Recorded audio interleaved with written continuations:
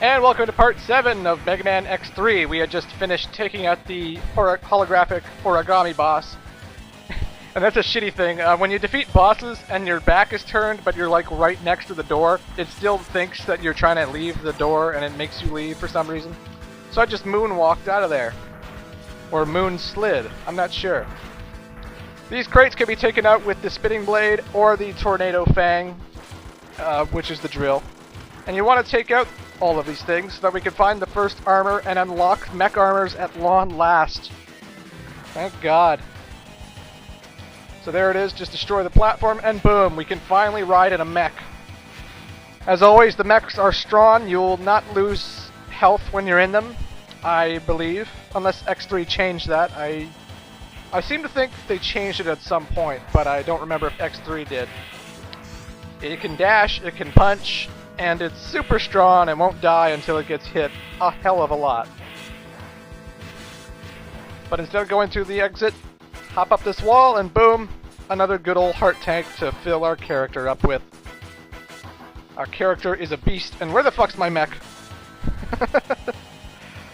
Son of a bitch. Of course we beat Bit and Bite, so obviously we knew we weren't going to fight anyone here. Chumps.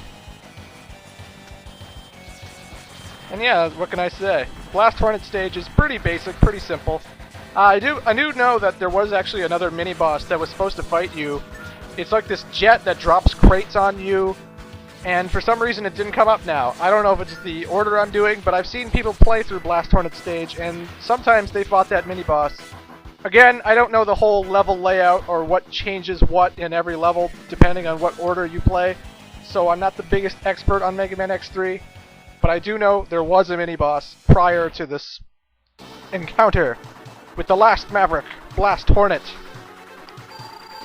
Blast Hornet, weak against Gravity Well. And the Gravity Well, you don't have to shoot it near him, you don't have to be anywhere near him, really. Just shoot it, and the whole area will damage him. And there's not much you can do about it. Stand close to the Gravity Well so that it comes back to you faster. The farther away it is, the more time it'll take to come back to you and give Blast Hornet a shot to attack you. And that's all I have to say, really. I don't know what that lock-on attack's supposed to do. It puts a pink bubble on you, but I'm not sure what exactly it does. I assume it would send a Hornet out at you, but since I hit him, it doesn't really matter. He does send a lot of mini Hornets to attack you, all of which can be destroyed with the X-Buster rather well. Not a very challenging boss. But challenging when you're starting the game. Yeah!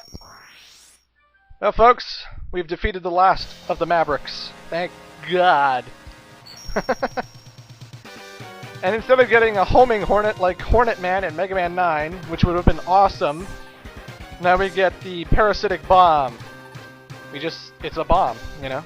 Nothing special about it. You shoot it at things, it explodes on them. Big surprise. Hey, Dr. Kane! Any problems, Dr. Kane? I pulled some memory chips from the Mavericks controlled by Dr. Doppler. I analyzed them and found out that Dr. Doppler is trying to create a powerful new battle body by collecting the special abilities from the latest breed of Reploids. Battle body? First I thought Dr. Doppler was trying to create it for himself. But the information indicates that he will not be able to interface with it. So it must be for someone else. Sigma? Can it be? Can he still be alive? A hidden laboratory has been pinpointed at point 0, or D. I can't tell what letter that is. All indications are that it is Dr. Doppler's secret lab. You need to get there immediately. On my way. It's time I put an end to Sigma for good. Yes, folks, we found Dr. Doppler's lab and Sigma, and he's still alive. Fuck. See, with Dr. Wily, he always escapes and stuff, but Sigma, he just comes back for the hell of it. I don't know how. But it's item collection time, so we're gonna have to save the confrontation for later. Now we can finally pull out mechs. We can get the H Mech, I believe it is.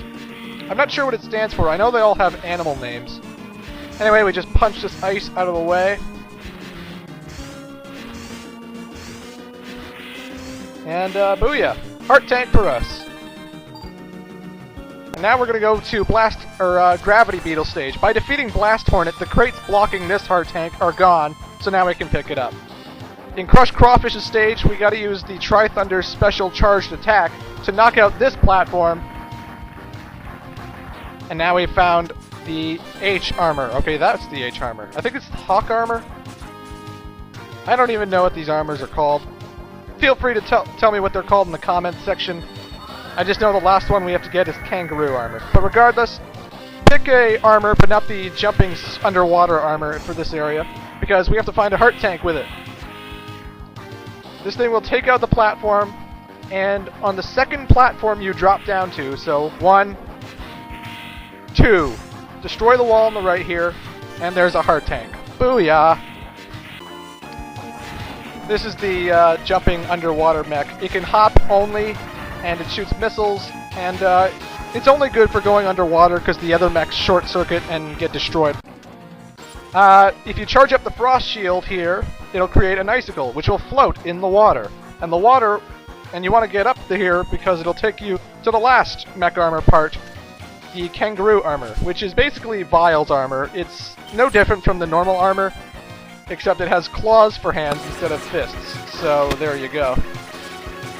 And going back to Bolt Catfishes for a 5th time. I've come back to this place so many times. I decided to show off the Kangaroo Armor. Again, it's not different from the normal armor, but I'm pretty sure it's Vile's. So they say. Just drop down. The impact will collapse the floor. And we found the last sub-tank. Hells yeah. That was item collection. As you can see, all the items are lit up in white. We got them all, except for the question marks, which are the Dr. Light chips I mentioned earlier. They upgrade your head, body, legs, and arm equipment. However, you can only use one. So you have to choose between which of the 4 you want to use. But I didn't pick any because there's something in this castle that lets you have all 4. And that's always a better idea now, ain't it? And considering how hard Sigma is with it, I'm gonna need it. Nevertheless, this is Dr. Doppler's level, and the spike ceilings love to come down, so watch how high you jump. Air dashing is a good way to avoid attacks, because man, this place is brutal.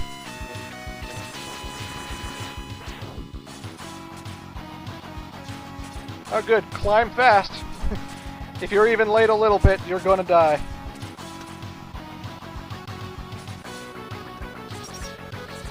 But anyway, folks, we're going to come to a whole bunch of time paradoxes in the next couple of videos, because there's a lot of alternate bosses you can fight depending on if you killed or didn't kill Bit, Bite, and Vile. So get ready for that. Speaking of bosses, here's a somewhat difficult mini-boss. And Zero. X, I've come to help you. Well, good. I'll stop the collapsing ceiling. You destroy that junk robot! Yes, Zero is destroying the mechanism that is lowering the spike ceiling. Not that it matters. This boss is simplistically easy. All you have to do is keep pelleting him to death. And you shouldn't have a problem. You can shoot his homing torpedoes out of the sky, and that's about it. It's not really that bad. X, there's an army of powerful Mavericks in Dr. Doppler's lab. They've been modified by Dr. Doppler into war machines. Be careful. I'll watch my step. Thanks, Zero. I'm gonna scout around. I'll catch up later. Always scouting around. I guess, does Zero think he's a ninja or something? I don't know.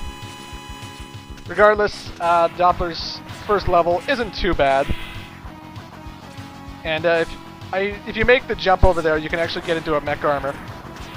But anyway, folks, keep your health at full health here because you're going to need it. I'll see you in Part 8.